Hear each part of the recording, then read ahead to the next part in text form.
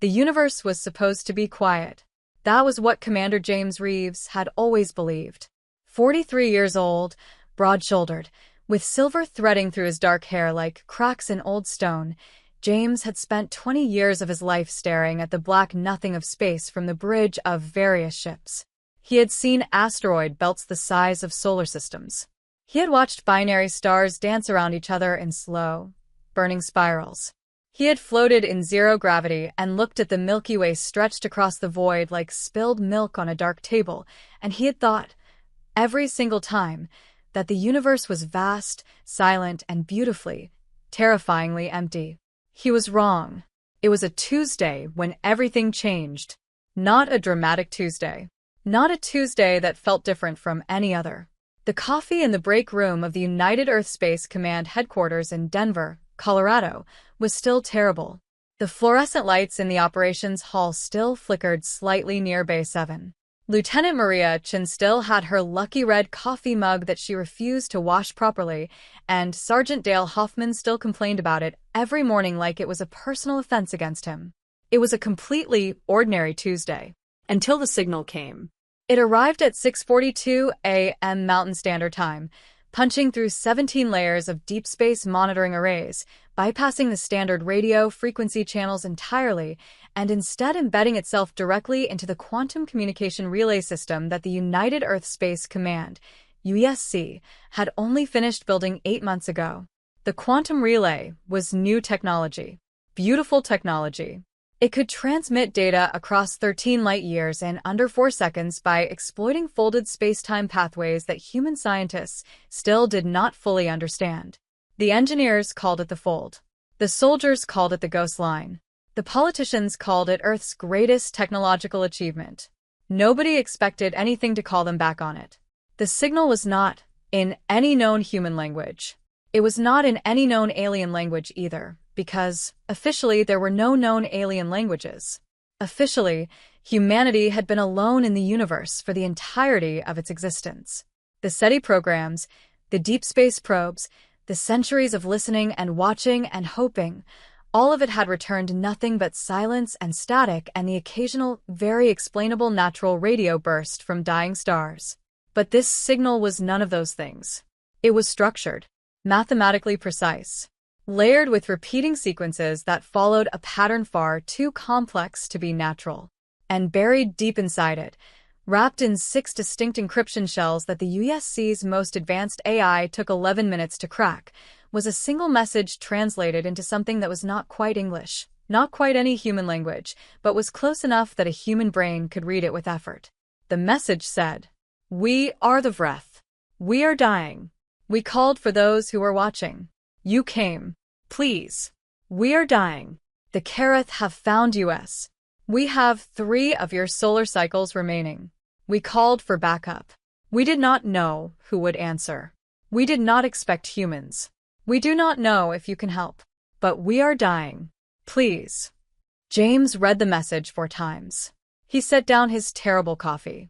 He stared at the words on the screen for a long, silent moment, his jaw tight, his eyes steady, the way they always got when something serious was happening, and he was processing it the way soldiers process things, not with panic but with the slow, grinding machinery of trained calm.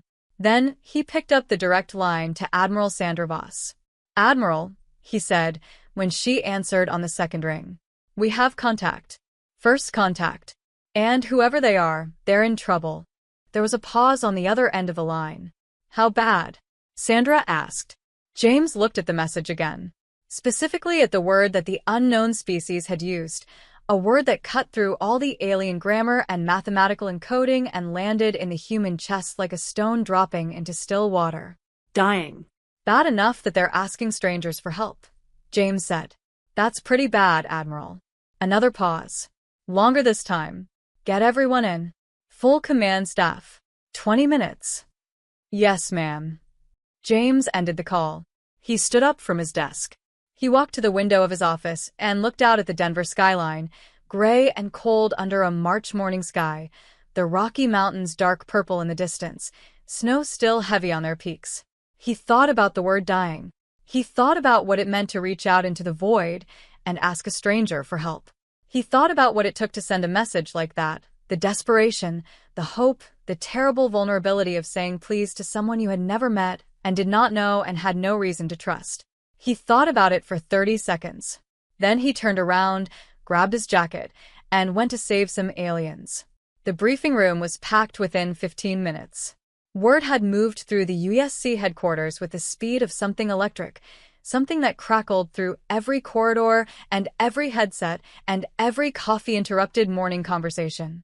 People arrived at the briefing room with their hair not fully combed and their badges clipped crooked and their eyes wide with the particular brightness of people who understood that they were standing at the edge of something historic. Admiral Sandra Voss stood at the head of the room. She was 61 years old, thin and precise as a blade, with close-cropped white hair and gray eyes that had the quality of winter sky, cold on the surface, but carrying depth and weather beneath. She had served in 3 military conflicts, overseen 2 planetary defense exercises, and had the kind of authority that did not need to raise its voice. When she spoke, people listened, not because of her rank, because of something that lived in her voice, a certainty, a weight, a sense that she had already considered every option and chosen the right one, and that arguing with her was about as useful as arguing with gravity. "All right," she said, and the room went quiet instantly. "Here is what we know." She pulled up the signal data on the main display screen. Charts, waveform analysis, frequency mapping, the layered encryption shells stripped back one by one. And at the center of it all, the message. "We are the Vreth. We are dying." The signal originated from a point approximately 9.4 light-years from Earth, Sandra said. "Slightly beyond the range of our current fastest ship without using the fold drive. With a fold, we could reach the signal's origin in approximately 18 hours. She paused. "The Vreth, if that is indeed what they call themselves, indicate that they have 3 of our solar cycles remaining. That translates to approximately 3 years. 3 years, said Dr. Leah Park, the USC's chief xenolinguistics officer, a sharp woman in her late 30s with close-set intelligent eyes and ink stains on her fingers that never quite washed out. "That is enough time to respond. If we move quickly." "What is the Kareth?" asked General Howard Mills, the head of USC Ground Forces, a large, slow-moving man who gave the impression of a mountain, solid, permanent, and capable of enormous violence if the ground shifted the wrong way. "Unknown," said the AI system coordinator, a young man named Thomas Webb, who managed the USC's primary intelligence AI. The Vreth's message contains references to the Kareth as an aggressive species engaged in what appears to be systematic territorial conquest. Beyond that, we have no data. So we are being asked to help an alien species we have never met fight another alien species we have never met, Howard said. "That is a fair summary," Sandra replied. "And we are considering this because—" James spoke up from his seat near the back. "Because they said please." The room turned to look at him. He did not flinch from the attention. "They reached out across 9 light-years and said please," he said. "They didn't demand. They didn't threaten. They said please and they said we're dying and they said they didn't know if we could help. That's not a power play. That's not a trap. That's something asking for help because it has nothing else left." Howard looked at him steadily. "You're a soldier, Commander, not a philosopher." "I'm both," James said simply. "Most soldiers are." Sandra let a small silence sit in the room for a moment. Then, "The Council has been notified. We are waiting for authorization. In the meantime, I want a full tactical assessment of our fold-capable fleet. I want xenolinguistics working on a full decryption and cultural analysis of every piece of data in that signal. And I want Dr. Park to draft a response." Leah looked up. "A response, Admiral?" "We answer," Sandra said. "Whatever we decide to do, we answer. Because the alternative is silence, and silence to a dying people is the same as saying you are alone. And we do not do that." She looked around the room. "Dismissed. Get to work." People moved. The room emptied with purpose and energy, the kind that comes when history announces itself and people rise to meet it. James stayed in his seat for a moment after the others left, looking at the message still glowing on the display screen. "We did not expect humans." He almost smiled at that. Nobody ever expected humans. That was usually their first mistake. Dr. Leah Park drafted the response in 4 hours. It was a masterpiece of compressed communication, 47 data packets, each one containing layers of mathematical foundation, linguistic bridge building, cultural context, and at the very center, the actual message, simple and clear as a heartbeat. This is Earth. This is humanity. We heard you. We are coming. Hold on. She sent it at 11:14 a.m. on a Tuesday. By Wednesday morning, the United Earth Council had authorized a response mission. By Thursday, the mission had a name, Operation Lifeline. By Friday, it had a fleet. The fleet was not what most people imagined when they heard the word. It was not a line of sleek silver ships cutting through space in perfect formation, gleaming and noble. A war fleet, a real one, built by humans, forged from decades of military philosophy and hard-learned lessons, looked different. It looked mean. It looked like something that had been designed by people who understood that space was not a backdrop for heroism, it was an environment of absolute hostility, and that the ships moving through it needed to be, above all else, capable of surviving. The flagship was the U.S. Resolute, 700 meters long, flat and angular, built low and wide the way an armored animal crouches before it strikes, its hull plated with composite alloy 3 meters thick in critical sections, its surface bristling with weapon systems and sensor arrays and point defense cannons that could track and destroy incoming projectiles moving at 2 kilometers per second. Its fold drive was the most powerful one yet built, a cylinder of exotic matter containment deep in its engineering core that, when activated, would fold space-time around the ship like a piece of paper being folded in half, collapsing the 9 light-years between Earth and the Vretha's location into a corridor that the Resolute could cross in hours. Beside the Resolute were 11 other warships. The U.S. Defiant, the U.S. Iron Ridge, the U.S. Patience, the U.S. Nova Storm, the U.S. Cold Front, the U.S. Grey Wolf, the U.S. Meridian, the U.S. Last Stand, the U.S. Constant, the U.S. Burning Shore, and the U.S. Eleanor, named for Admiral Voss's daughter, who had died in a shuttle accident 6 years ago. Sandra had named the ship herself. She said it was so that Eleanor would always be in the sky. 12 ships. 4,300 soldiers, engineers, doctors, scientists, diplomats, and support personnel. Enough firepower to crack a moon. Enough medical and logistical capacity to support a struggling civilization. And at the center of it all, in the command chair of the Resolute, Commander James Reeves, with his silver-streaked hair and his quiet eyes and his coffee. Better coffee now. Someone on the crew had figured out the machine, looking out at the star field and thinking about a message that said, "Please. Fold drive is ready, Commander," said Lieutenant Maria Chun from the navigation station. She still had her red mug. Nobody had stopped her. "All ships report ready," said Sergeant Dale Hoffman from Tactical. He had stopped complaining about the mug, at least while they were en route to first contact. James looked at the star field. Somewhere out there, 9.4 light-years away, something was dying and hoping and waiting. "Engage the fold," he said. Space folded. The fleet disappeared. The Vreth home system was called a Rev. At least, that was the closest human phonetics could get to the sound the Vreth used for it, a soft double syllable that carried a kind of resonance in the lower registers that human vocal cords struggled to reproduce. It orbited a star slightly smaller and cooler than Earth's sun, amber gold in color, that the USC astronomers had previously catalogued simply as Catalog Star KV 7741. Now, as the human fleet emerged from the fold 18 hours after departure and the star filled the forward view screens with warm golden light, someone on the bridge quietly said, "It's beautiful," and nobody disagreed. The beauty lasted approximately 4 seconds. Then the tactical system screamed, "Contact." Dale's voice cut through the bridge with the clipped, precise urgency of a trained soldier delivering critical information. "Multiple contacts. Bearing 270, elevation -15, count is," he stopped. "Count, Hoffman," James said, his voice steady. "Sir." "Count is 412 individual signatures." Silence on the bridge. 412.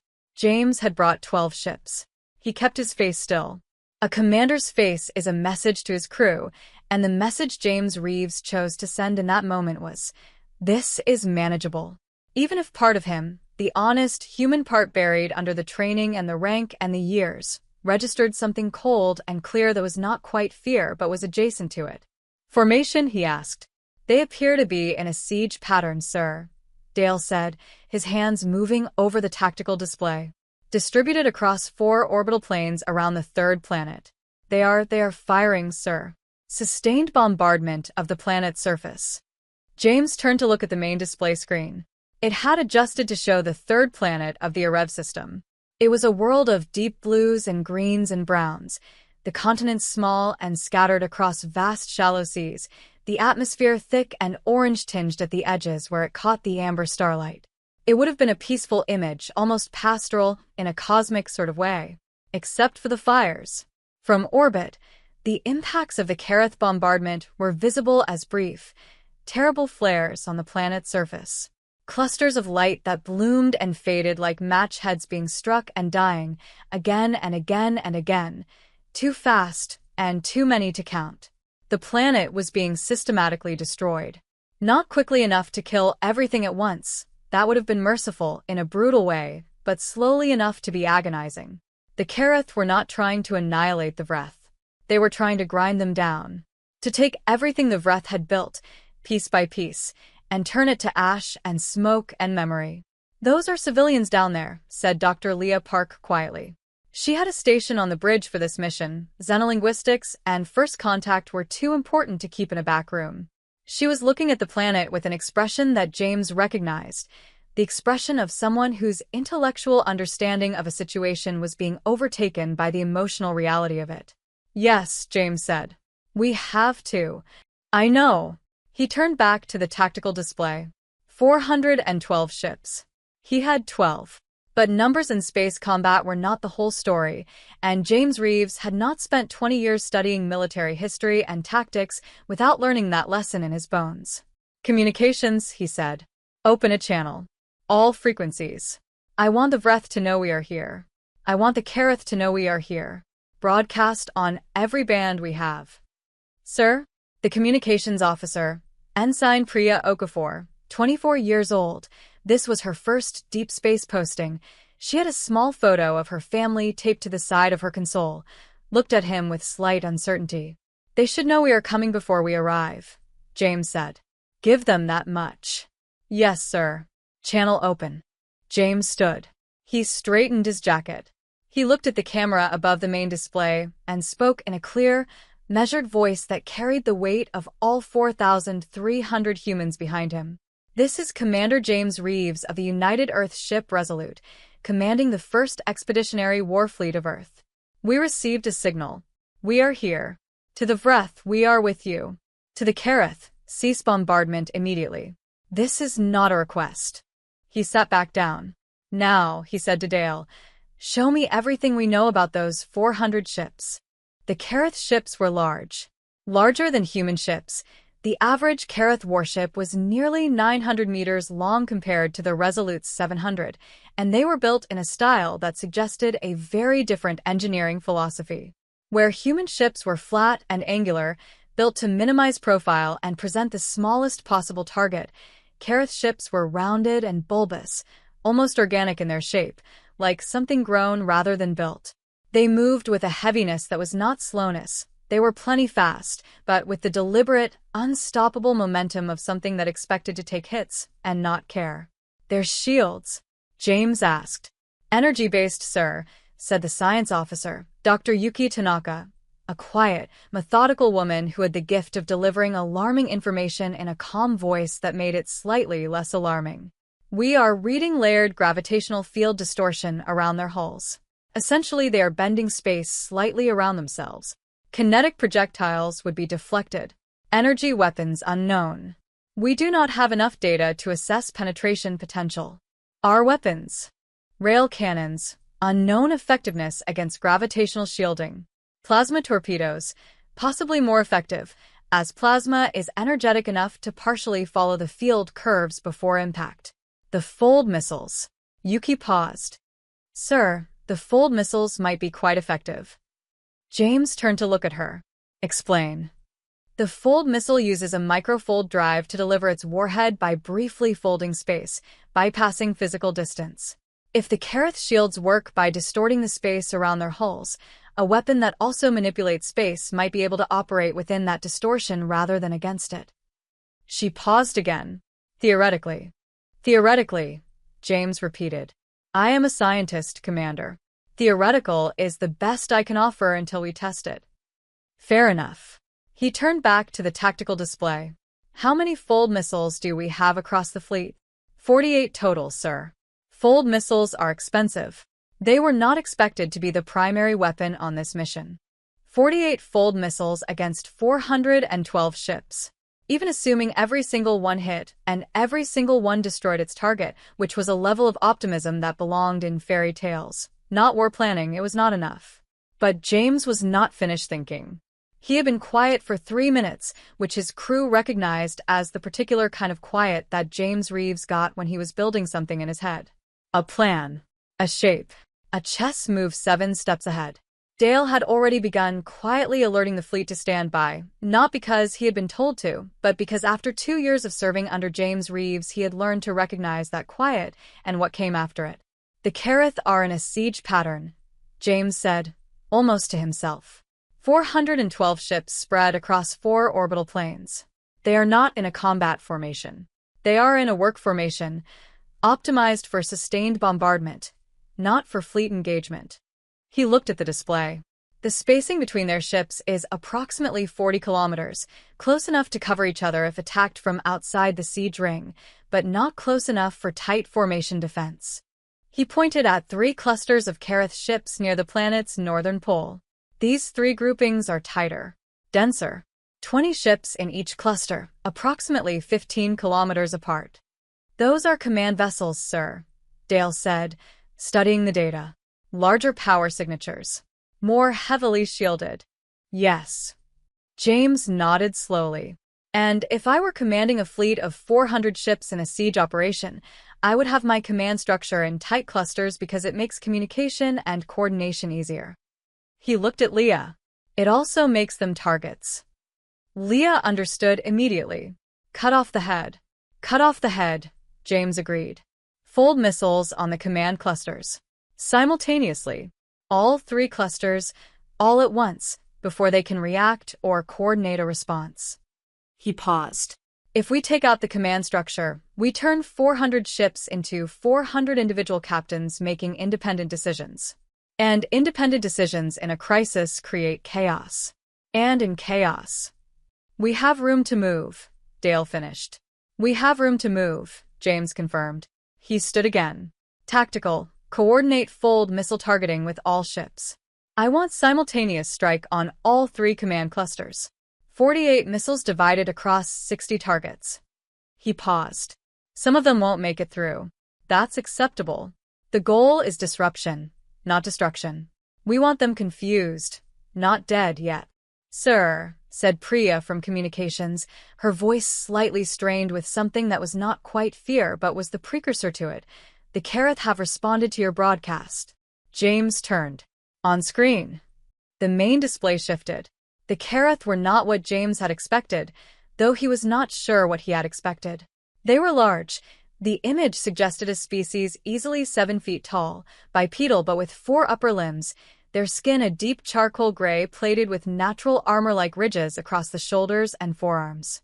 Their faces were broad and flat, with wide-set compound eyes that caught the light in shifting colors, and their mouths were thin horizontal lines that moved when they spoke, producing a sound like grinding stone layered with a subsonic vibration that Priya's translation system struggled with for 2 full seconds before producing text. The translation read, Humans. We know of humans. Small creatures. Young species. You have come far from your world to die. Leave.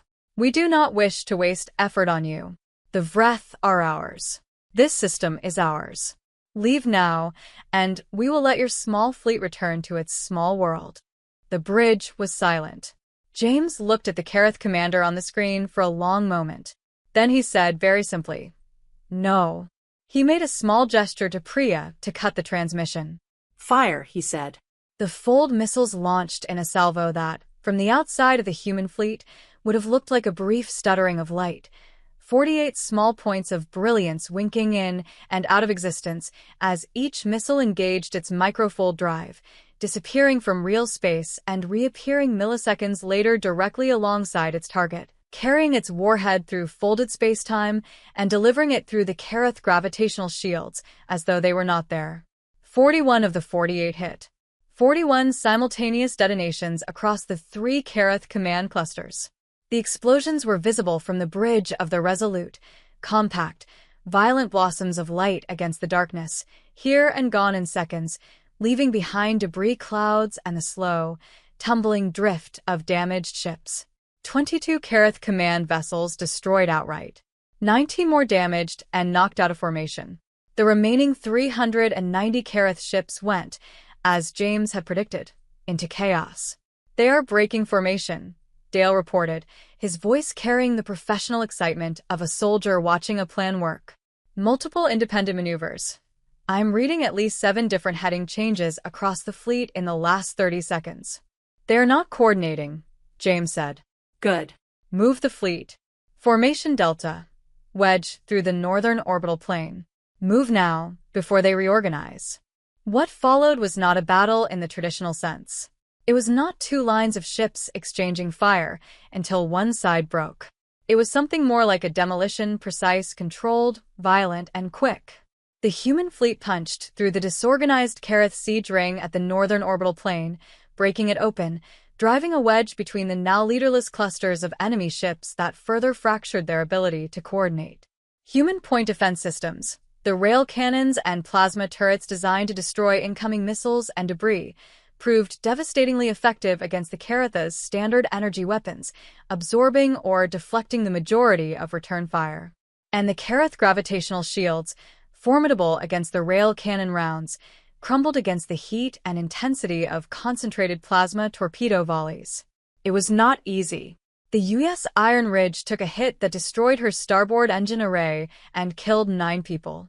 The U.S. Cold Front lost her forward sensor suite and had to fight partially blind for 20 minutes. The U.S. Grey Wolf was bracketed by Kareth fire and took structural damage to her command module that would require 3 weeks of dry dock repair. But they pushed through. 30 minutes after the fold missiles fired, 206 Kareth ships were destroyed or disabled. The rest, leaderless, confused, their siege pattern broken and their command structure shattered, began to withdraw. Not in order, in flight. In the stumbling, scattered retreat of something that had expected an easy continuation of slow, unopposed violence, and instead found itself facing something that fought back with a precision and ferocity it had not anticipated. "They are running," Dale said, his voice quiet with a kind of awed disbelief. "Let them run," James said. "Do not pursue. They will regroup and they will come back, and we need to be ready for that. But right now," he looked at the planet below, the fire still burning on its surface, the orange-tinged atmosphere carrying smoke now, visible even from orbit. "Right now, we need to get down there." The Resolute sent a shuttle down. James went personally. He always did, when something mattered enough. Leadership from behind a command chair was necessary sometimes, but there were moments when you needed to look someone or something in the eye, and this was one of them. He took Leah Park, whose job was language and contact. He took Dr. Marcus Webb, the USC's chief medical officer, a gentle giant of a man from Atlanta who had the hands of a surgeon and the patience of a saint. He took 4 security personnel, not because he expected violence, but because 4 calm, professional soldiers standing still communicated safety to any species, any culture, any context. And he took a case of water purification tablets, 6 portable medical kits, and 200 protein ration packs, because whatever the breath looked like, they had been under bombardment for what their message suggested was a very long time, and people under bombardment were usually hungry and thirsty. The shuttle descended through the smoke. The Vretha's largest surviving city, if it could still be called that, was called Vareth. It had once been, Leah estimated from the structure and layout visible from the air, a settlement of perhaps 600,000 people, spread across the shores of a wide, shallow inland sea, the buildings low and curved and built from a pale golden stone that caught the amber sunlight and glowed like something alive. Many of those buildings were rubble now. The Kareth bombardment had been thorough in the populated areas. Deliberately so, James noted, the targeting pattern the work of something that understood where people gathered and aimed specifically at those places. But some of it still stood. And in what still stood, people were still alive. The shuttle landed in an open square near what appeared to be the city's central district. The buildings here were more intact, possibly because they were less visible from orbit, sheltered slightly by the remains of taller structures around them. As the landing ramp descended and James stepped out into the amber light and the acrid smell of smoke and something floral beneath it, he was aware of eyes. The Vreth were watching from doorways and broken windows and from behind crumbled walls. Hundreds of them, silent and still, watching the shuttle with an expression James could not yet read because he did not know their faces. But he could read the posture. He could read it in any species, he thought. The taut stillness of beings who had been afraid for a long time and did not know yet whether the new thing in front of them was another source of fear or something else. He stepped fully off the ramp. He stood in the square in plain sight, not hiding his hands, moving slowly and openly the way you move when you want something frightened to understand that you are not a threat. Then a Vreth stepped out of the doorway directly across the square from him. James looked at them.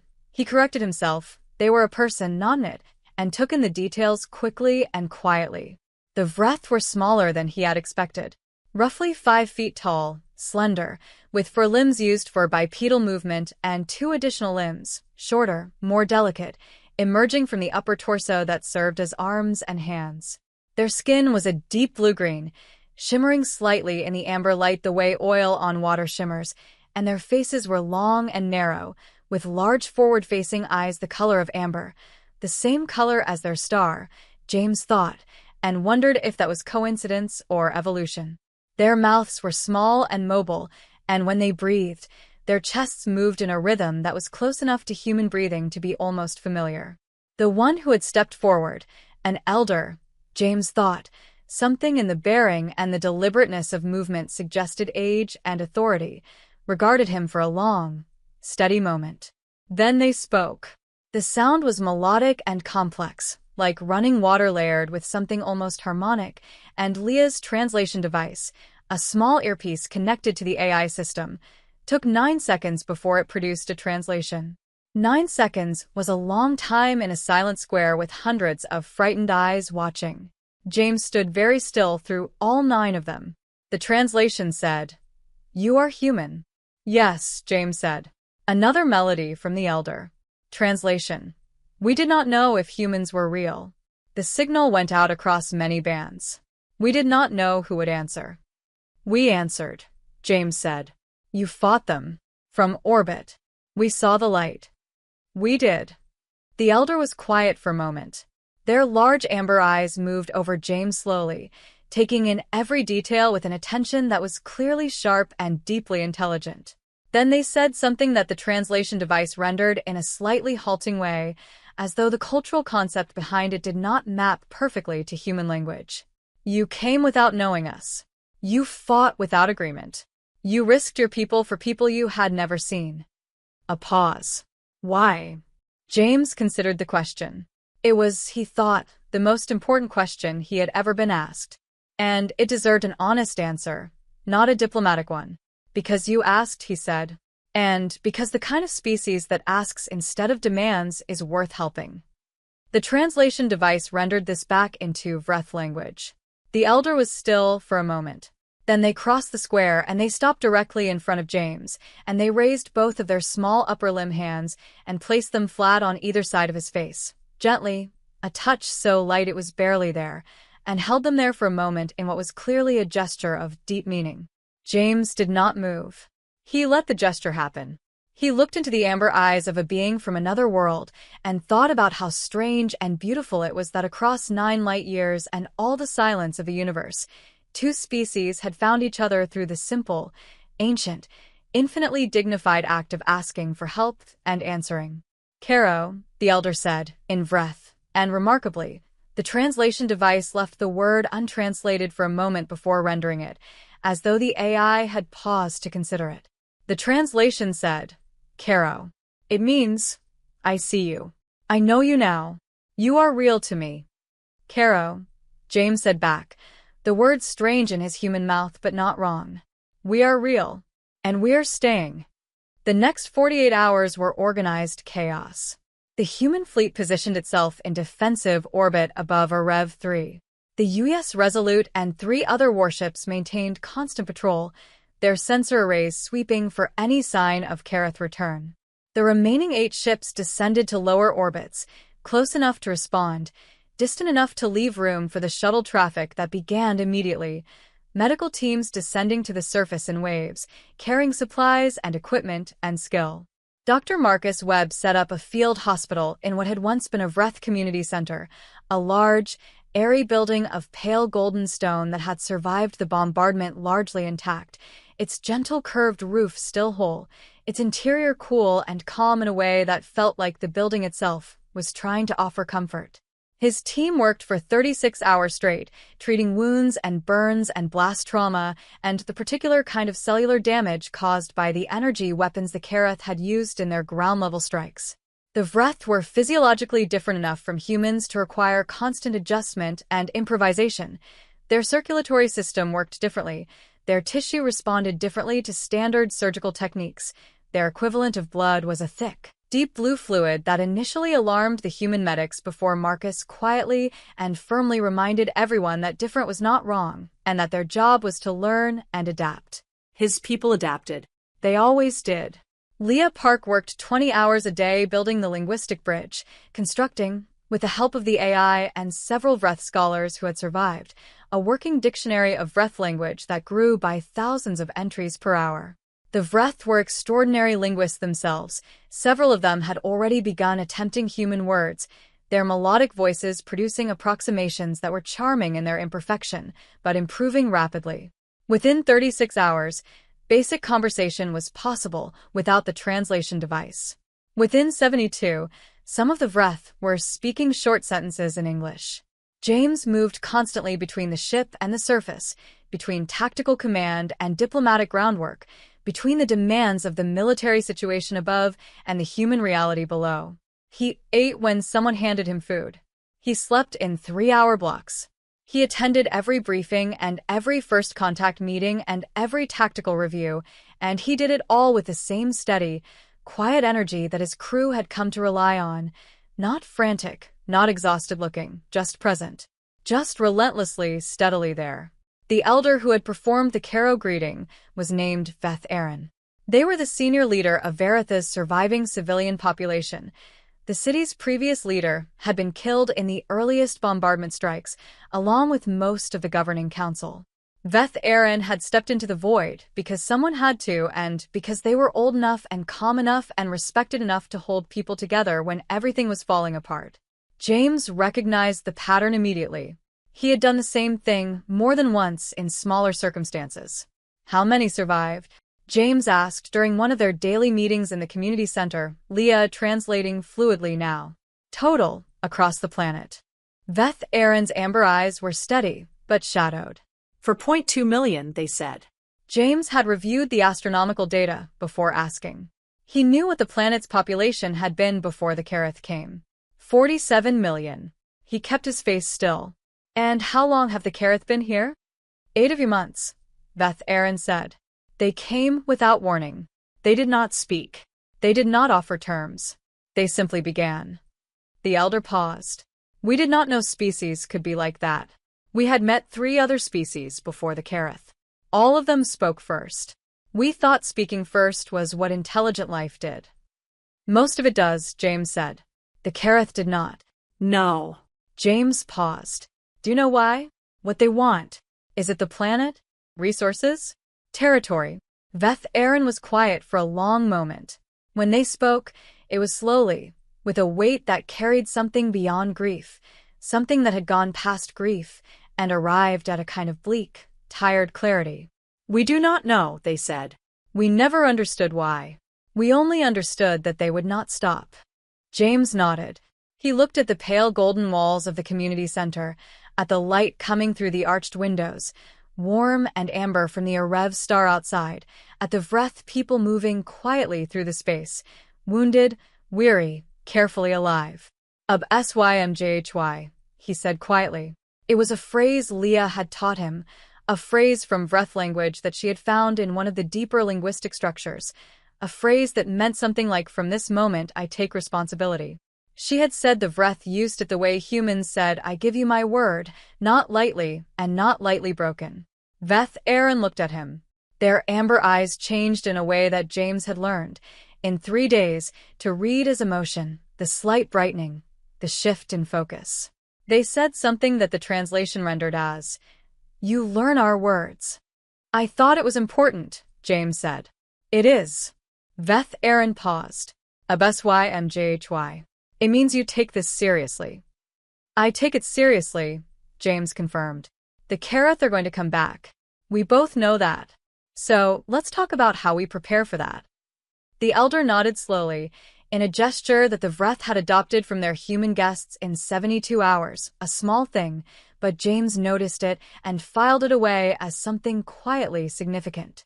"Let us talk," they said. The Karath came back on the 11th day. Not 400 ships. More. 680. James was on the bridge of the Resolute when the long-range sensors picked them up, a massive formation dropping out of what the Vreth called deep transit, the Karath equivalent of fold space travel, emerging at the edge of the HFY system in a formation that was immediately, obviously different from the siege ring they had deployed before. This was not a work formation. This was a combat formation, tight, disciplined, the ships arrayed in overlapping fields of fire that covered each other in interlocking patterns. They had learned. Whoever had survived the first engagement and reported back to the Karath High Command had clearly communicated the lesson about command vessel targeting and the effectiveness of fold missiles, because this new formation had no identifiable command clusters. The ships were distributed evenly, the larger vessels mixed in with smaller ones in a pattern that made targeting priorities ambiguous. "They adapted," Dale said, his voice carrying the particular tone of a professional who is recognizing a worthy opponent. "They adapted," James agreed.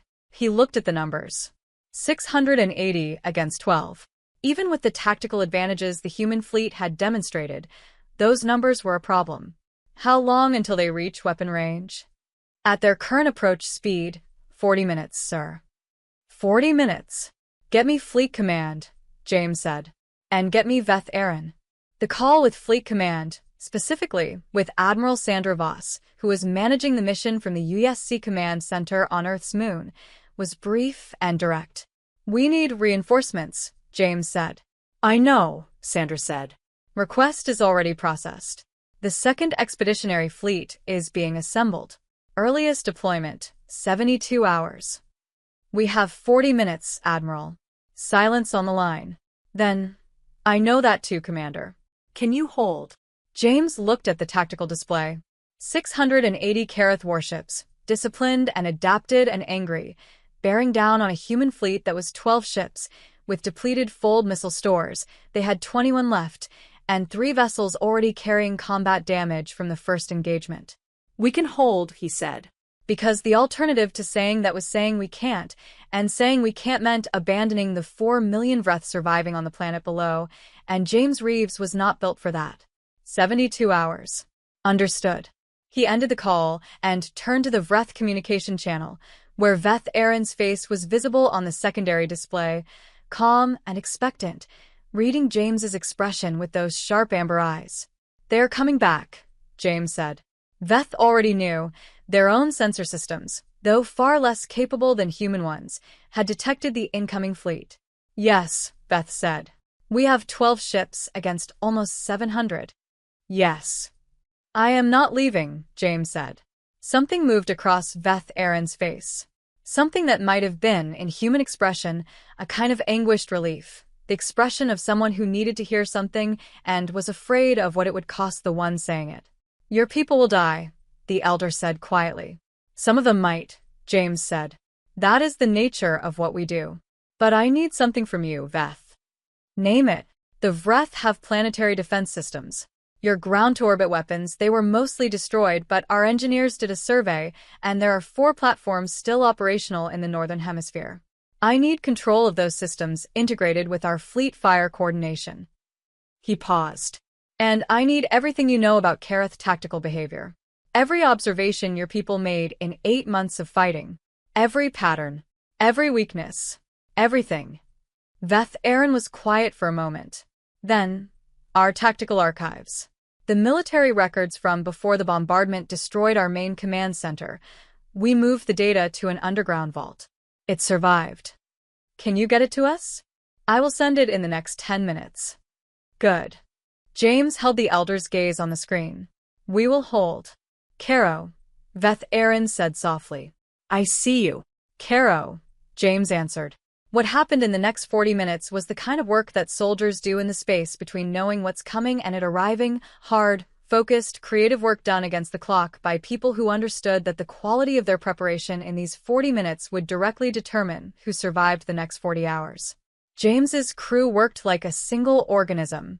Dale Hoffman rebuilt the fleet's tactical formation from scratch, designing something that had never been used in human military history because human military history had never needed it.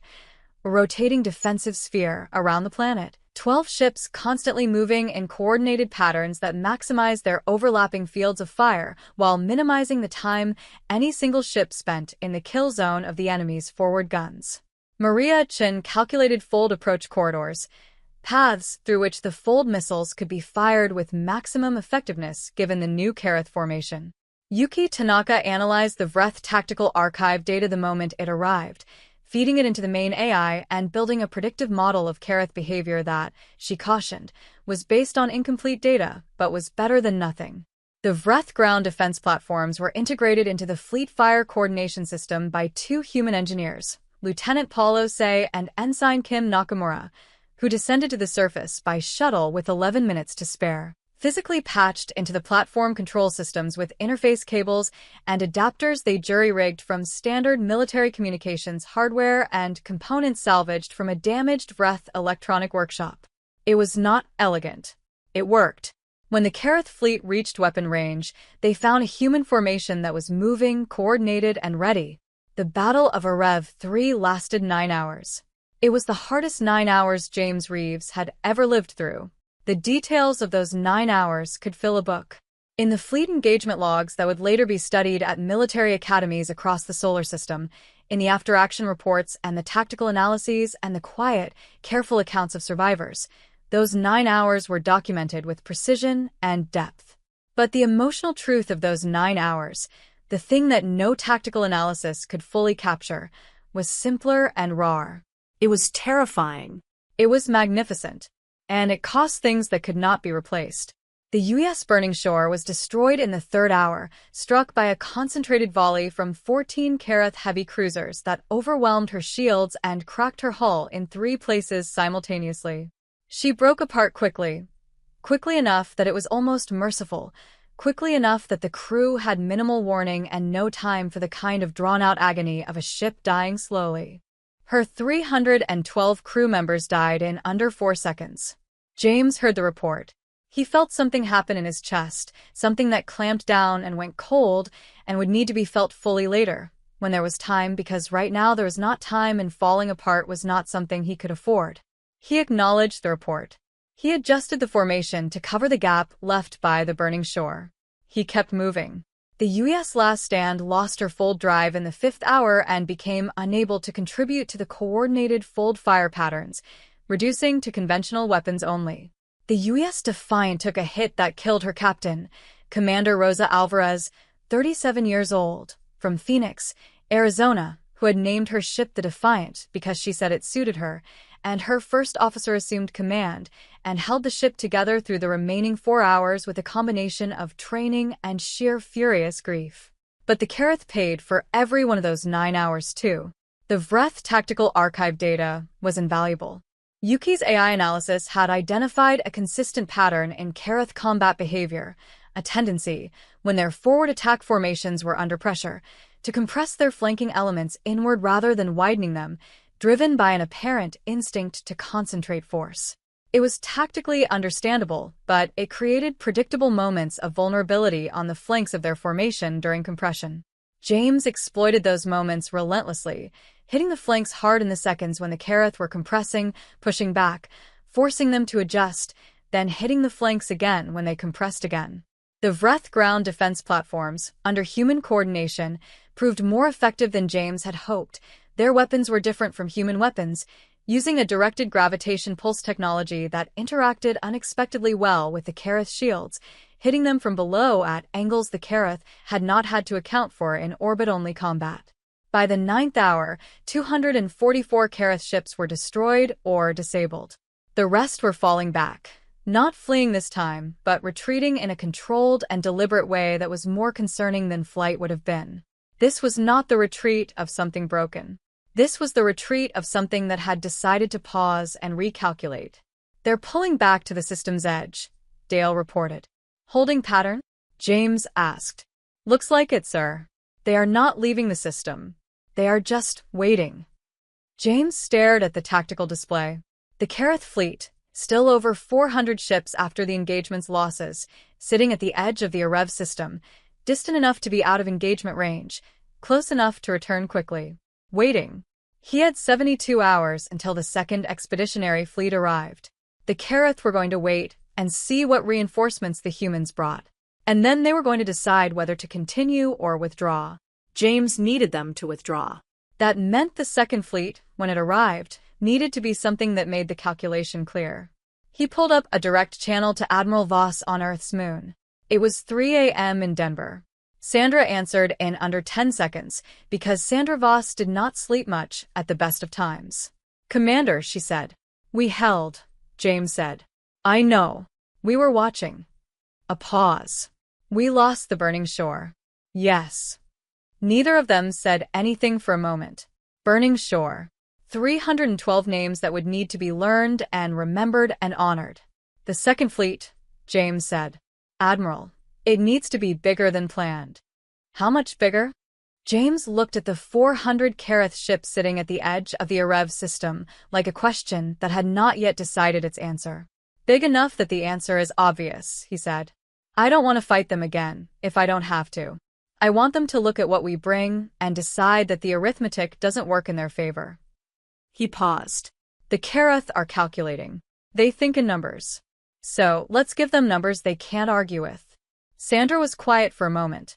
Then, "The third and fourth fleets are currently in Earth system exercises. I can redirect them." "How many ships total?" "Counting the second fleet, 68. 68 ships. Against 400. "Is there anything else?" James asked.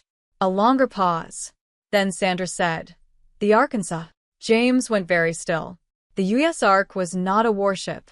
It was the largest vessel humanity had ever built, 3 kilometers long, a moving city and command center and hospital and logistics hub and manufacturing facility, designed for long-duration deep space operations.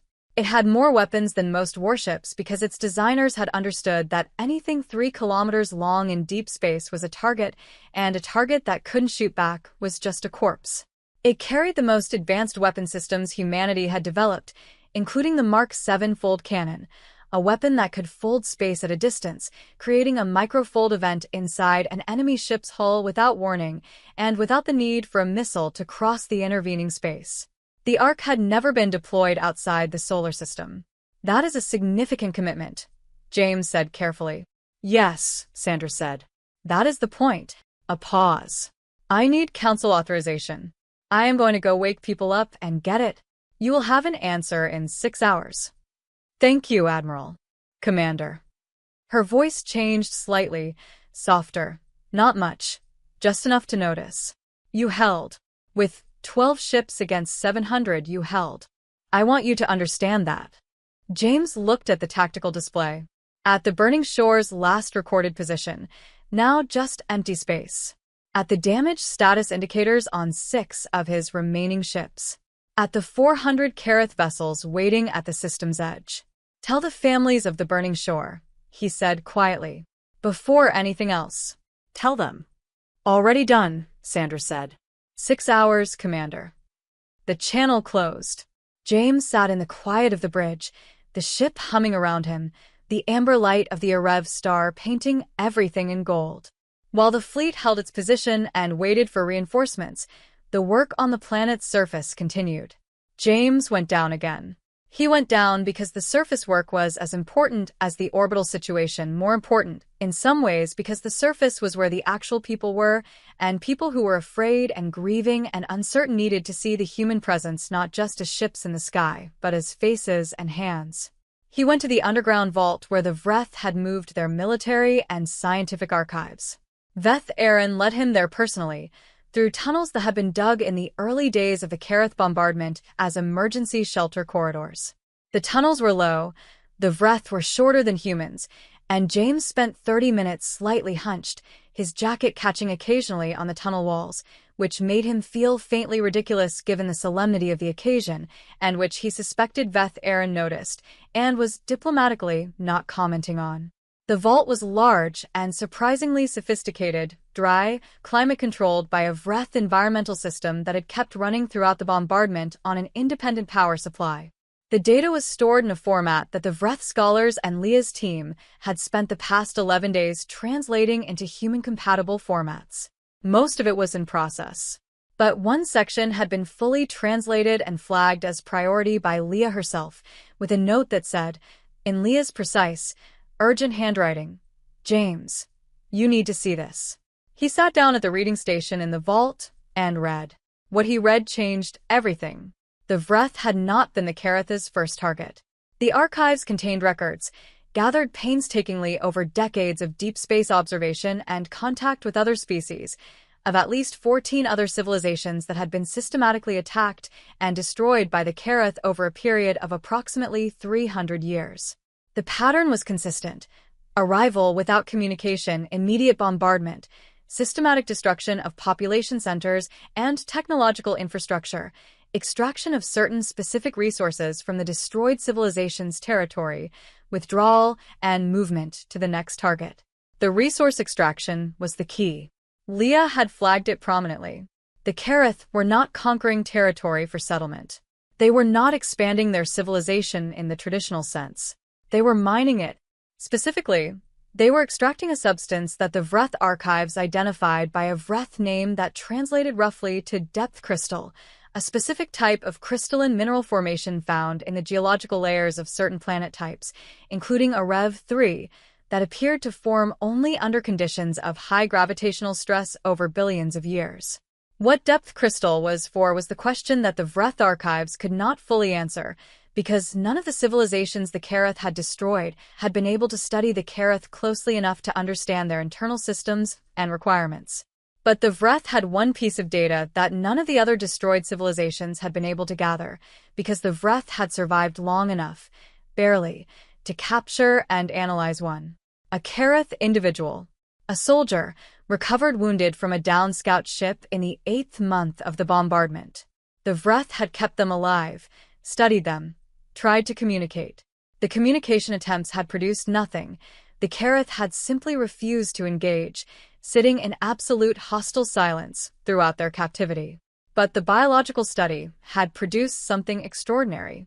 The Vreth's medical and scientific team had discovered that the Kareth's biology was dependent on depth crystal, not as a material resource in the way humans needed iron or silicon, but as a biological necessity. Depth crystal, processed and integrated into Kareth physiology through a mechanism the Vreth scientists had identified but not fully understood, was part of how the Kareth's neural system functioned. Their equivalent of a nervous system ran partially on depth crystal matrices embedded in their tissue. Without continuous replenishment of processed depth crystal, Kareth neural function deteriorated over time. They were not conquerors. They were addicts. Desperate, dying addicts, stripping civilization after civilization bare to feed a biological need that they apparently could not meet any other way. James sat with this for a long time. They are dying too, he thought. In their own way. They have been dying for 300 years, and they have been killing to stay alive. He thought about what Veth Aaron had said on that first day. We thought speaking first was what intelligent life did. The Kareth did not speak first because speaking first required acknowledging the other party as something worth speaking to. And if you acknowledged them as worth speaking to, you had to acknowledge what you were doing to them. And if you could not stop if you were biologically compelled, then acknowledgement was a kind of madness. So they didn't speak. They just took. James did not feel sorry for the Kerith in the simple way. For million Vreth survivors. 47 million dead. 312 crew of the burning shore. Those facts were not made smaller by understanding the Kerith's desperation. But actually understanding it, changed the shape of the problem. Because a species that killed to survive could be offered another way to survive. If one existed. He went back to the reading station and started looking for Vreth biochemistry data on depth crystal processing. He read for 6 hours. Then he called Dr. Marcus Webb. "Marcus," he said, "I need you in the vault. Bring your biochemistry team. I think I found something." What James had found, or the beginning of what he thought he had found, was a reference in the Vreth scientific archives to synthetic depth crystal. The Vreth had been experimenting with it, not for any reason related to the Kerith. They hadn't known about the Kerith's biological dependency, but as part of geological and materials research. The synthetic process was incomplete. The Vreth scientists who had been working on it had been killed in the bombardment, and the research files, while recovered, were partial and in places damaged. But the foundational chemistry was there. And Marcus Webb, who had been a research biochemist before he became a military medical officer, looked at it and said, after 45 minutes of careful reading, "This is doable." "How doable?" James asked. "Not quickly. Not in the next 72 hours or the next 72 days. We're talking months of work, minimum probably more, to build a synthesis process that produces depth crystal in quantities that would matter." He paused. But the chemistry is sound. If the Vreth data is accurate about Kerith physiology, and it's detailed enough to be reliable, then yes. Synthetic depth crystal is theoretically producible. He looked at James steadily. "Are you thinking what I think you're thinking?" "I'm thinking about what happens after the shooting stops," James said. "I'm thinking about what kind of ending this needs to have." "You want to offer them a way out," Marcus said. "I want to offer them a choice," James said. "A real one. Between continuing this, which eventually with what we're bringing, they lose, and something else." He paused. "But first I need to make the first option clearly unavailable. And then I need to make the second option clearly real." Marcus looked at him for a long moment. "You're going to need the Vreth to agree to this." "I know. That is going to be a very difficult conversation." "I know," James said again. He stood up, straightened his jacket, and went to find Veth Aaron. The conversation with Veth Aaron was, as Marcus had predicted, difficult. Not because the elder was unreasonable. Veth Aaron was one of the most reasonable beings James had ever met, regardless of species. But because what James was proposing asked for something that went so far beyond reasonable that it traveled all the way around and arrived somewhere that might have been called wisdom, if one was feeling generous, or might have been called a form of grief-transcending madness, if one was not. He was asking the Vreth, 4 million survivors of a genocide, people who had lost 43 million neighbors and friends and family and their entire civilization's infrastructure in 8 months of deliberate, systematic, wordless destruction, to consider participating in the survival of the species that had done it to them. Not forgiveness. Not yet, maybe never fully, and James would not ask for that. But participation. A future in which the Vreth's scientific knowledge contributed to a process that might, eventually, free the Kerith from the biological trap that had driven them to destroy world after world. He laid it out clearly. He did not soften it or dress it up. He said, "Here is what I know about the Kerith. Here is what I believe is possible. Here is what I am asking you to consider. And I am asking you, not telling you, because this is your world and your people and your grief, and any decision made here belongs to you." Veth Aaron listened without interrupting. When James finished, the elder was quiet for a long time, long enough that James began to wonder if he had misjudged, if this was a step too far, if the grief was simply too deep and the ask too enormous. Then Veth Aaron said, slowly, "My daughter died in the 4th month. She was 23 years old. She had just finished her training as a water system engineer. She was going to rebuild the irrigation networks in the southern valleys. She was good at it. She was very good at it. James was silent. I have spent every day since her death wanting the Kareth to suffer the way we suffered. I have wanted it very specifically and very honestly. I do not pretend otherwise. A pause. And I am still the leader of my people. And a leader who knows only what they want is not a leader. They're a wound wearing authority. The elder looked at James. You are asking me to help save a species that killed my daughter. I am asking you to consider it, James said carefully. And I am telling you that you do not have to. The second fleet arrives in 40 hours. We will fight the Kareth, and we will win, and they will leave the system. What happens after that is a larger question and a longer road. I am not asking you to decide today. But you are asking me to not say no today. Yes. I am asking that. Veth Aaron's amber eyes were very steady, very old, very tired, and very deep. HFY, the elder said quietly. From this moment, I take responsibility. James closed his eyes for a moment. When he opened them, Veth Aaron was still watching him. Thank you, he said. 38 hours after the Battle of Arev 3, the Second Fleet dropped out of fold space at the edge of the Arev system. Then the Third Fleet. Then the Fourth. Then, moving through space with the slow, impossible majesty of something that should not exist but did 3 kilometers of gray alloy and weapons and engines and human determination, the U.S. Ark. 68 warships and the largest vessel ever built by humanity, assembling in the amber light of the Arev system star in a formation that took Dale Hoffman's breath away, though he would have denied it if asked. The Kareth fleet, waiting at the system's edge, did not move. They watched. James, on the bridge of the Resolute, watched them watching. Their formation has not changed, Dale reported. No approach vector. No withdrawal vector. They are stationary. They are counting, James said. Give them a minute. He waited. The Kareth fleet remained stationary for 4 minutes. Then, slowly, their formation changed, not into an attack posture, into a communication posture. James had studied enough of the Vreth tactical archive data on Kareth behavior to recognize it, a particular arrangement of ships that the archive described as a configuration used before formal Kareth speech between parties. They want to talk, Leah said from her station, reading the same data simultaneously. She sounded, for the first time in 2 weeks, genuinely surprised. Good, James said. Open a channel.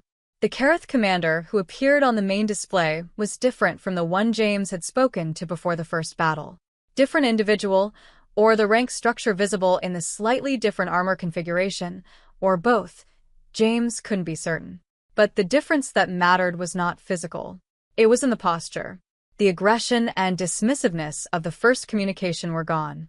What replaced them was something harder to read in an alien face, but which James, watching carefully, thought might be something like wary calculation, the expression of something that had run the numbers and found them unsatisfactory and was now considering other variables.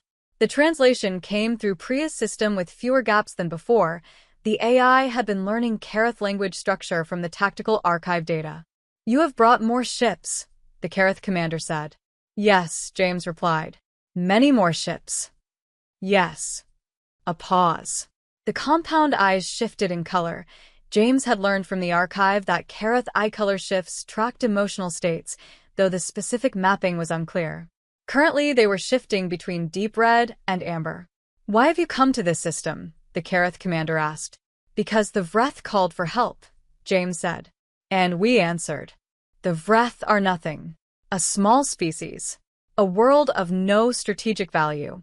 Why does the human species involve itself in something that does not concern them?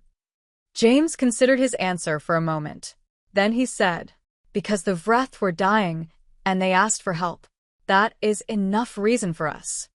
The Kareth commander's eyes cycled through several colors rapidly. You risk your ships and your people for strangers. Yes. Why? It was the same question Veth Aaron had asked on the first day. The same word. Different voice, different species, different context, but the same fundamental incomprehension. James had given Veth Aaron an honest answer, and it had been the right choice. He made the same choice now. Because we believe in a universe where things that are dying and ask for help deserve to receive it, he said. regardless of who they are or what they can offer in return. He paused. We are humans. This is who we are. A long pause. The Kareth commander's eyes had settled on a deep, steady amber. You know nothing of us, they said finally. We know more than you think, James said carefully. We know about depth crystal. We know about your biology. We know about the 14 civilizations before the Vreth. He let that sit for a moment. We know you have been dying for 300 years in your own way. And we know that the path you have been on is going to end one way, with someone eventually building a fleet large enough to take you apart for good, and that fleet will not be coming to talk. It will be coming to end it. The bridge was very quiet. You think you understand us, the Kareth commander said, and now there was something in the translated voice that James could not quite name. Not anger, not contempt. Something raw. I think I understand, desperate, James said. I understand what it is to need something that you can't get any other way, and to do things you would not otherwise do because the need is overwhelming. That is a human experience too. He paused. But I also know that when humans have found themselves in that trap, the ones who survived were the ones who found a different way. Not the ones who kept destroying things to feed the need. Another long pause. What different way? The commander asked. And here it was. The moment that everything had been building toward. James took a breath. We have Vreth research on synthetic depth crystal. Incomplete, but the foundation is sound. We have human biochemists who have reviewed it and believe it is viable with sufficient work. He let that information land. We are offering to complete that research, to develop a synthesis process that can produce depth crystal without requiring the destruction of a planet and its people. We are offering a way for your species to survive that does not require anyone else to die. The silence that followed was the longest of the entire exchange. The Kareth commander's eyes moved through colors that James had never seen in the archive data, combinations and patterns that were new, unmapped, outside the recorded behavioral database. James had no idea what that meant. He held very still. Then the commander said, "And what do you want in return?" "The Vreth get to rebuild," James said. "You leave the system and every other system you have attacked and withdraw to your own territory. You stop. And we work on the synthesis. Together if you are willing. Separately if you are not. But the offer stands regardless. You would do this for us." "We would do this for everyone," James said. "For the Vreth. For every civilization you have not yet destroyed. And yes, for you. Because a species that can stop doesn't have to keep going." The Kareth commander was motionless for a long moment. Then, "I must speak with the High Command. This is beyond my authority." "I understand," James said. "We are not going anywhere. Take the time you need." The channel closed. James sat back in his command chair. He was aware of every person on the bridge, every held breath, every wide eye, every person trying to process what had just happened. Dale Hoffman said, very quietly, "Commander, did you just offer to help the Kareth?" "Yes," James said. Dale was quiet for a moment. Then, the burning shore. "I know," James said. 312 people. "I know, Dale." He kept his voice even, but something underneath it was heavy.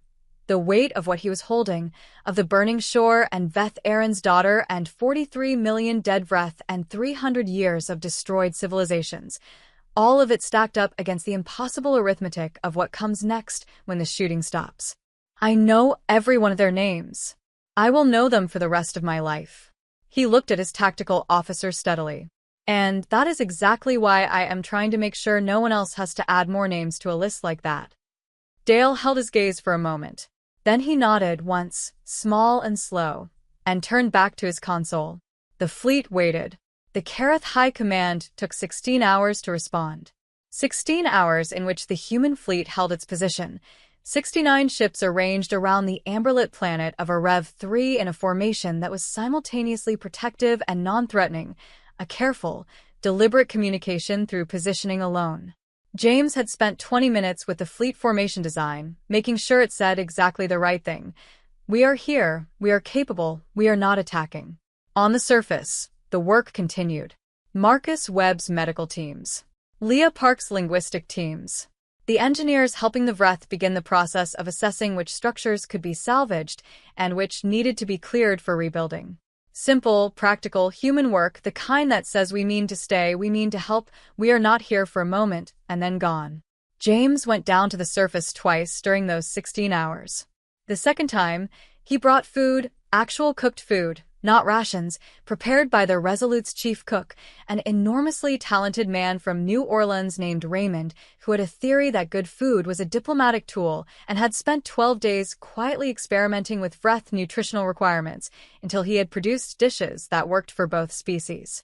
James brought a large container of something Raymond called space gumbo, a mutant hybrid of Louisiana seafood stew and Vreth vegetable staples, and sat in the community center with Veth Aaron and 6 other Vreth elders and ate with them.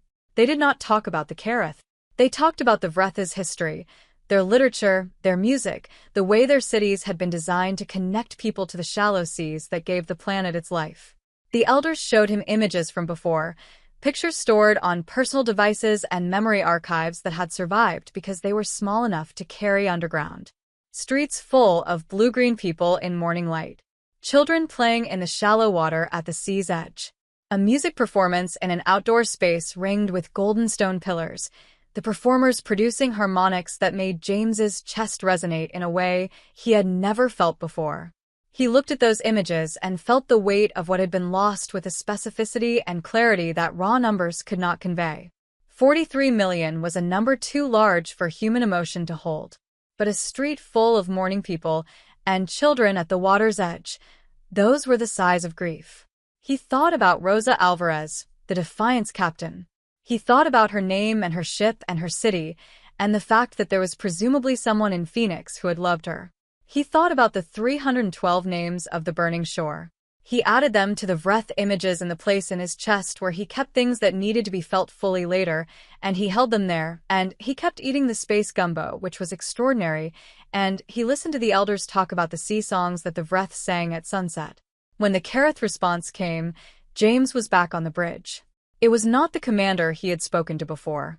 The face on the screen was older, or what read as older, in a species James was still learning to read, with deeper ridges on the shoulder armor and eyes that had a quality of absolute stillness that James associated, in any species, with someone who had been in authority for a very long time and had paid the price for it. The translation came, "I am High Command Speaker Karev. I speak for the 5 high voices of the Kareth Directive. I have reviewed your offer." "I'm listening," James said. "You understand the nature of our dependency. The depth crystal necessity." "I do." "You understand that we have killed many worlds to feed it.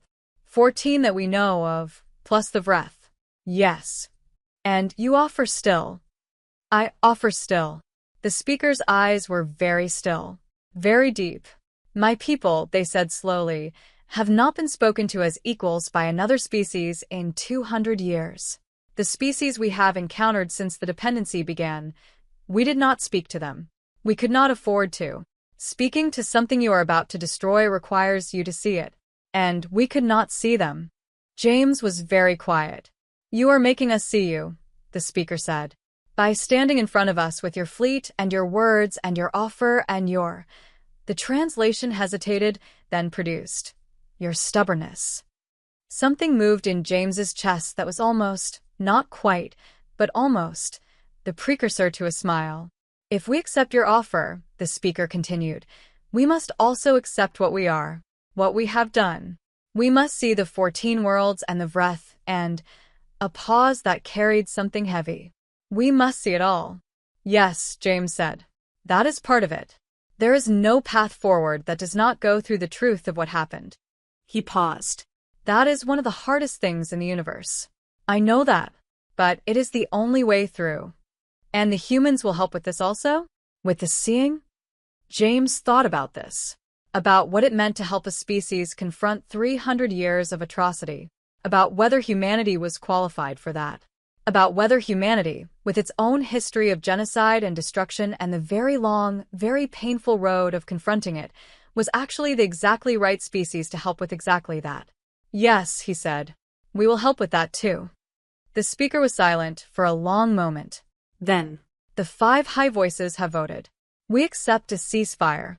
We accept the withdrawal from Arev and from 2 other active operations currently in process. We accept the opening of negotiations regarding your offer. A pause. We do not accept everything. We are not yet able to, but we accept this beginning. James nodded slowly. A beginning is enough, he said. Beginnings are all anything needs.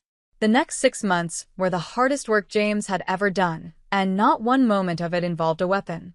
The formal ceasefire agreement was signed. If signed was the right word for a process that involved Leah Park working with Kareth and Vreth linguistic specialists for 3 weeks to produce a document in 3 languages that everyone agreed accurately captured what was being promised on the 40th day after the fleet's arrival. It was a fragile thing, the ceasefire. It had conditions and exceptions and review clauses and a compliance monitoring system that required human ships to maintain a presence in the Arev system for the foreseeable future. It was held together with diplomatic wire and goodwill, and the knowledge on all sides that the alternative was worse. But it held. James stayed. He had expected to hand off to a diplomatic corps team and return to Earth. The mission structure called for that, and Admiral Voss had mentioned it twice, carefully, without making it in order. But something in him could not leave. Not yet. Not with the work unfinished. Not with Veth Aaron still sitting in the community center every morning, watching the reconstruction begin, carrying the weight of a civilization's survival with the particular grace of someone who had decided that the grief was not the end of the story. He formally requested extended duty assignment to the Arev system. Sandra Voss approved it in 6 minutes, which told James that she had been expecting the request. The Resolute became, for the next 6 months, less a warship than a mobile operations center. Her engineering bays were converted to research labs. Marcus Webb's medical team worked alongside Vreth biologists on both the depth crystal synthesis project and a broader cross-species medical research program that produced discoveries that neither species had made alone. Leah Park's linguistics team produced, in month 2, the first comprehensive human Vreth dictionary, 12,000 entries, with cultural annotations, read by more people than any document produced in the mission so far. Raymond the cook produced a recipe book, which became inexplicably one of the most effective diplomatic tools of the entire operation. The Kareth sent a liaison. James had not expected that. It was not part of the ceasefire terms, and the gesture surprised him. The liaison's name, in the closest human phonetic approximation, was Karevson, a junior high-voice representative, young by Kareth standards, which apparently ran to considerable age, who arrived in a single Kareth scout ship, unarmed, and requested permission to observe the depth crystal synthesis research. James granted it. Karevson was quiet. Not unfriendly. The hostility of the early Kareth communications was absent, replaced by a watchfulness that reminded James, honestly, of a lot of young soldiers he had known, people who understood that they were in a situation far bigger than themselves and were trying to make sense of it without showing how much they didn't understand yet. He assigned Leah Park as Karevson's primary contact, which Leah handled with the combination of intellectual rigor and personal warmth that had made her extraordinary at her job. Within 3 weeks, Karevson was having actual conversations. By month 2, they were having long ones. James had one-on-one meetings with Karevson every 2 weeks. They were careful conversations, moving slowly, building trust in the small, incremental way that trust builds between parties who have recent damage between them. James learned that Karevson had been chosen partly because they were young enough not to have direct personal involvement in the destruction campaigns, a point that the Kareth High Command apparently considered relevant, which James took as a sign that someone in Kareth leadership was thinking about what it would take to actually change. In month 3, Karevson asked James about the burning shore.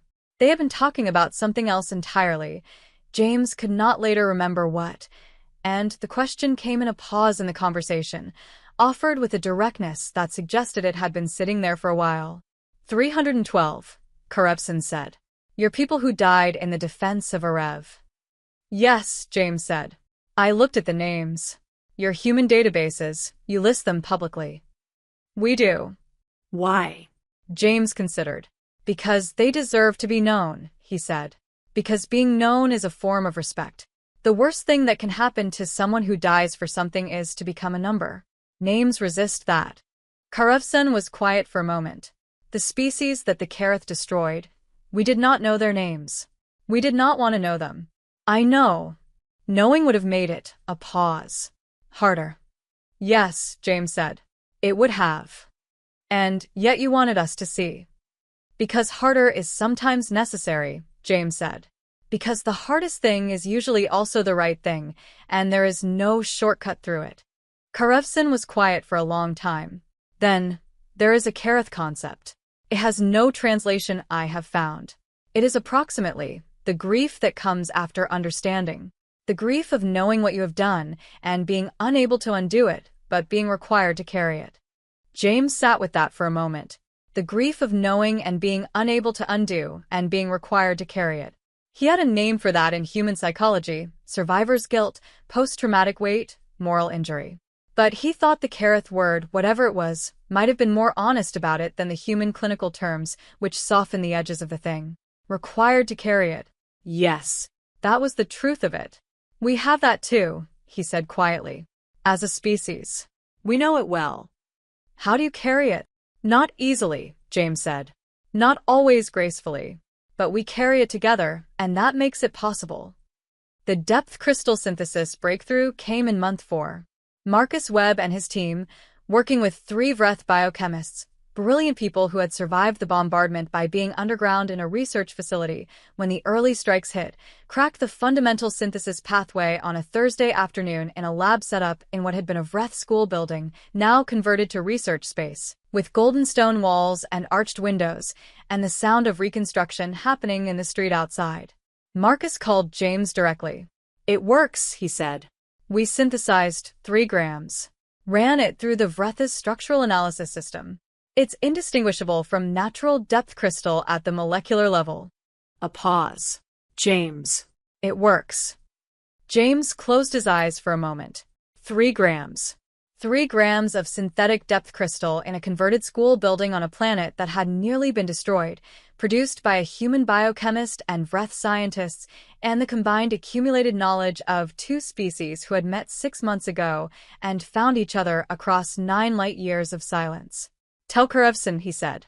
When James arrived at the lab 30 minutes later, Karevson was already there. The Kareth liaison was standing very still, looking at the small sealed container holding the 3 grams of pale, crystalline material, their compound eyes cycling through colors James had not seen before. James stood beside them. This is real, Karevson said. It's real, James confirmed. 300 years, the Kareth said quietly. 300 years and 14 worlds and the Vreth, and they stopped. If this had existed. I know, James said. It didn't have to. I know.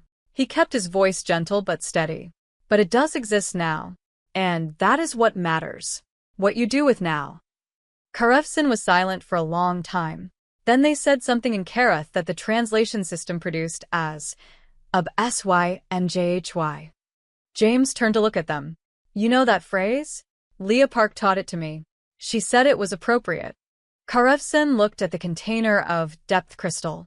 From this moment, I take responsibility. Yes. Yes, James said.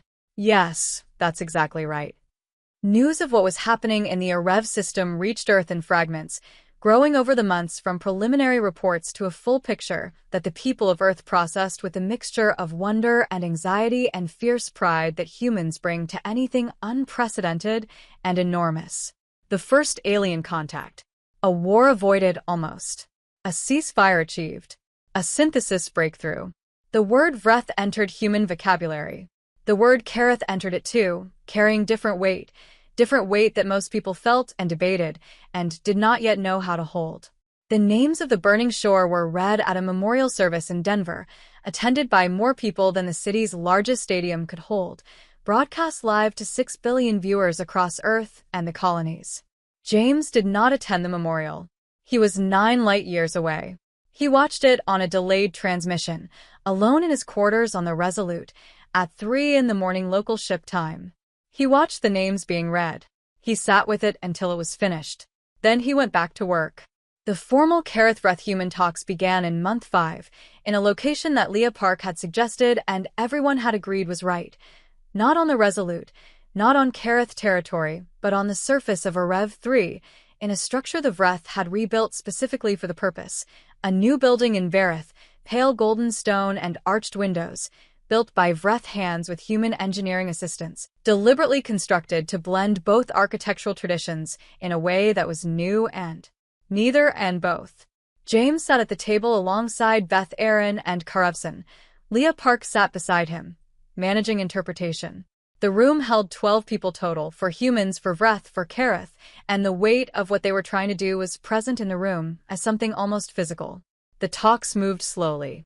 As talks always do, when what is being talked about is real and hard and cannot be rushed without breaking. There were days when progress felt impossible, when the grief and the anger and the incomprehension between species felt like walls that could not be crossed. There were moments when Veth Aaron would go very still and very far away in a manner that James had learned meant the elder was somewhere in the grief, with their daughter, probably, or with the 43 million, and James would say nothing and let the silence be, and eventually Veth would return, and they would continue. There were also good days. Days when something unexpected bridged a gap, a shared reference in the Vreth cultural archives to a Kareth astronomical observation from 200 years ago, made before the dependency had taken full hold, that one of the Vreth scholars recognized as matching a Vreth myth about a star. Days when Karevson said something that made Leah laugh, genuinely and suddenly, and the unexpectedness of it cut through the tension in the room in a way that nothing deliberate could have. Days when the synthesis data came back with improved yield numbers, and everyone at the table, even the most guarded Kareth delegate, looked at the numbers with something that was unmistakably hope. In month 5, week 3, Veth Aaron said something to Karevson directly, without translation, in an attempt at the Kareth language that the elder had been quietly practicing for weeks without telling anyone.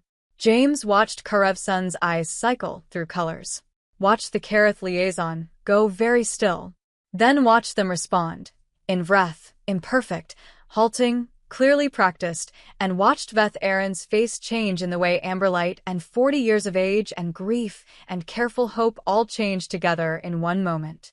James did not ask what they had said to each other. He thought it was probably something private and important and not his to have. Later, Leah told him. Veth Aaron had said, in Kareth, "I have lost much, but I choose to be here." Karevson had said in Vreth, "I am sorry for what was taken. I am here to make it matter that you chose." In month 6, the formal framework agreement was signed. The Kareth would provide full data on the 14 destroyed civilizations, their locations, their estimated populations at time of destruction, everything recorded. A memorial database would be created, accessible to all 3 species and any others who wished to join. The Vreth would lead that project if they chose. Veth Aaron had already said yes. The depth crystal synthesis protocol would be transferred to Kareth scientific teams, along with full human and Vreth technical support for scaling production. A joint monitoring body, humans, Vreth, and a representative of the Kareth Directive would oversee the cessation of all active Kareth operations against inhabited worlds. 2 other civilizations that the Kareth had been in the process of targeting when the ceasefire was called, species James had not yet met, names he could not yet pronounce, would receive human-mediated contact and, if they wished, protection under the framework. It was not perfect. It was not a simple resolution that tied everything up neatly. It was a living document, full of clauses and conditions and review periods and the acknowledgement that this was a beginning, not an ending, and that beginnings were difficult and uncertain and required constant tending. But it was real. James signed his name to it on behalf of the United Earth Space Command and the human species, with Sandra Voss's authorization and the Council's, and the understanding that what he was signing would need full ratification back on Earth, which was a process that would take months and be contentious and would involve a great deal of debate and anger and eventual acceptance of the kind that humans arrive at through loud, passionate, fundamentally democratic argument. He signed it. He looked at the signatures beside his, Veth Aaron's in Vreth script, elegant and flowing, Karevson's in Kareth notation angular and precise. He thought about what had brought them all to this table. The signal. The terrible, hopeful, vulnerable signal. "We are dying. Please." He thought about what his fleet had brought across 9 light years. Not just ships. Not just weapons. But food and medicine and music and Raymond's space gumbo and Marcus Webb's biochemistry and Leah Park's dictionaries and the names of the burning shore read aloud at a memorial in Denver and the belief, stubborn, fundamental, unarguable, that things that were dying and asked for help deserved to receive it. Caro, he thought. I see you. You are real to me. All of you. James left Rev 3 on the first day of month 7. He did not leave alone. He left with the Resolute and 5 other ships, a reduced presence fleet that would maintain the monitoring and support role in the system for the foreseeable future, under the command of Commander Sarah Okafor, Priya's older sister, a capable and steady officer who had served in the Second Fleet and had arrived with the reinforcements. The rest of the fleet returned to Earth. The journey home was 18 hours by full drive. James spent most of it in his quarters, doing something he had been putting off for 6 months because there had not been time, or because he had told himself there had not been time, writing letters. Letters to the families of the burning shore. Not form letters. Not the standard official condolences that the USC sent through its channels, which had been sent months ago, and were not his to write or his to send. These were personal letters, one for each of the 312. He had their files. He had the crew records and the personal information and, where it existed, the personal notes that people leave in a military record over years of service. He had enough to know something real about each of them, something specific, something that was about the person rather than the soldier. He wrote for 17 of the 18 hours. He finished the last letter 20 minutes before they dropped out of the fold at Earth's edge. He did not know if the families would want the letters. He did not know if they would help or hurt or simply arrive and sit there. But the letters existed now, 312 of them, each one carrying the name of a person and something true about them. He would send them. What the families did with them was not his to decide. Earth greeted the returning fleet with something that James found genuinely overwhelming and genuinely uncomfortable in equal measure, a hero's welcome. Crowds at the space dock. Media. Politicians. The full machinery of collective human gratitude, deployed with the maximum possible sincerity and intensity that humanity could produce, which was considerable. James stood on the observation deck of the space dock at Lunar Station Alpha and looked at the Earth below, blue and white and impossibly beautiful, the way it always was when you had been away long enough to really see it and felt things he did not have the vocabulary for. Pride, yes. And grief. And exhaustion, not the ordinary physical kind, though that was there too, but the deeper exhaustion of someone who has spent a long time holding enormous weight and is now, for the first time, beginning to understand that they can set it down. The weight does not disappear when you set it down. But the act of setting it down is its own thing, physical, specific, necessary. Admiral Sandra Voss met him at the dock. She was in full dress uniform, which was unusual. Sandra's preference was working clothes, and she looked at James for a moment before speaking. Well, she said. Well, James agreed. She held out her hand. He shook it. It was a human gesture in the most fundamental sense. The handshake that means I see you, I know what you did, we are the same. The families, James said. I wrote letters. I'll make sure they're delivered, Sandra said. They stood together for a moment, looking at the Earth below. The Vreth, Sandra said. Veth Aaron's message came through this morning, through the fold relay. She paused. They sent 2 things. The first was a formal message of gratitude for the framework agreement, diplomatic, formal, the expected thing. Another pause. The second was personal. To you. James looked at her. It was a recording, Sandra said. Sunset over the sea at Verith. About 40 seconds. The sea songs you told me about. The ones the elders described. She paused. And at the end, Veth Aaron says one word in English. Just one. What word? James asked. Sandra looked at him steadily. Caro, she said. James turned back to the window and looked at the Earth. He said nothing for a moment. He did not need to. The ratification debates were, as predicted, contentious. The United Earth Council spent 3 months debating the framework agreement with the intensity that humans bring to things that are genuinely new and genuinely important and genuinely difficult. There were those who thought helping the Kareth was a betrayal of the burning shore and the dead Vreth millions. There were those who thought the synthesis technology was too valuable to share and should be leveraged harder for economic and political benefit. There were those who thought the whole thing was moving too fast and needed more safeguards.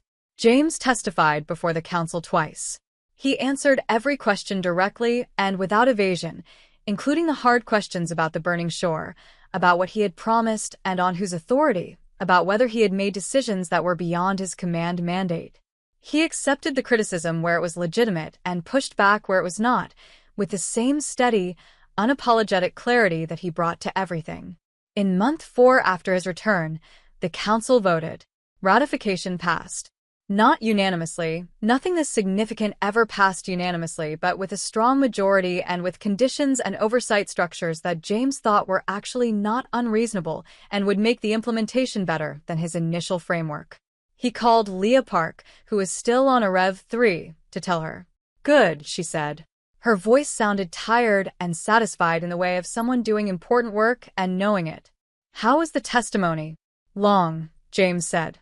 There was one council member from. "It doesn't matter." She asked very good questions. "Good questions are better than easy ones," Leah said. "Yes." He paused. "How is Veth Aaron?" "Building things," Leah said, and something in her voice was warm. "They started construction of the Memorial Database Center last week. Golden stone, obviously. Arched windows. They consulted Raymond about the kitchen." James almost laughed. "Of course they did." "How are you?" Leah asked. He considered the question honestly. "Working on it," he said. "But better." "Getting there." "Good," she said. "Ab SYMJHY, Commander." "Ab SYMJHY, Dr. Park." The Kerith Dependency Center opened on the first anniversary of the Framework Agreement. It was not on Kerith territory. It was not on Vreth territory. It was, by deliberate and symbolic choice, in a neutral location, a space station that had been built jointly by human and Kerith engineers, with design input from the Vreth, positioned in the Arev system between the planet and its star, floating in the amber light. It was not a large station. It was functional and careful and built to last, and inside it, human and Kerith scientists worked together on the scaling of depth crystal synthesis toward levels that could fully supply Kerith biological needs. Marcus Webb was there. He had requested a permanent posting. Sandra Voss had approved it in 4 minutes this time. The Memorial Database Center on a Rev 3 opened on the same day. Veth Aaron presided over the opening ceremony, a ceremony that was broadcast through the Fold relay to Earth and to Kerith and to whatever corners of the galaxy had ears to hear. The center documented 14 destroyed civilizations by name, by world, by estimated population, by everything that could be known. The database was public and permanent and searchable in 17 languages, with more being added. At the opening, Karevson spoke, in Vreth, imperfect but real, and said things that the Vreth heard in silence and then received with the particular gravity of a people who have been told, "We know what we did, we know what you lost, we will not look away." It was not enough. It was never going to be enough. The 43 million dead were not returned by acknowledgement. The 14 worlds were not rebuilt by a database. Veth Aaron's daughter was not brought back by a speech in Vreth from the representative of the species that had killed her. But it was real. And real was something. Real was the beginning of the long, imperfect, necessary work of the world that comes after. James Reeves was promoted to Admiral 6 months after ratification. He accepted the promotion with the same quiet steadiness with which he accepted most things. Sandra Voss retired in the same ceremony, with the same quiet steadiness, after 32 years of service. She gave a speech that James thought was the best speech he had ever heard, short, honest, and containing the sentence, "We did not do the right thing because it was easy. We did it because the universe is better when we try." He told her afterward that it was a good sentence. She said Raymond had helped her with it. He believed her. The Vreth began expanding their communication with other species, the 2 civilizations that had been Kerith targets and had been brought into the framework, and eventually others beyond them. The Vreth were, it turned out, extraordinary diplomats. A species that had survived near extinction through the act of reaching out to strangers developed a particular and profound understanding of what contact and communication meant, and brought that understanding to every relationship they built. They became, in the years that followed, something like the connective tissue of a nascent interstellar community that nobody had planned, and that grew the way good things grow, organically, messily, with frequent arguments and occasional setbacks, and the persistent, irresistible momentum of species discovering that they are not alone. Leah Park stayed on a Rev 3 for 3 years. When she finally returned to Earth, she brought with her the first complete human Vreth-Kareth dictionary, 847,000 entries, 6 volumes, with a foreword by Veth Aaron and an introduction by Karevson, and a dedication that said simply, "For the burning shore and for the dawn after." She was greeted at the dock by her mother, her brother, and her cat, who was deeply unimpressed. She was also greeted by James, who had driven up from Denver specifically, and who told her that the dictionary was the best thing produced by the whole mission. She told him that was not true, and that the space gumbo was clearly better. He laughed. He had not laughed fully, not the real kind, not the kind that surprises you in a while. It felt like something returning,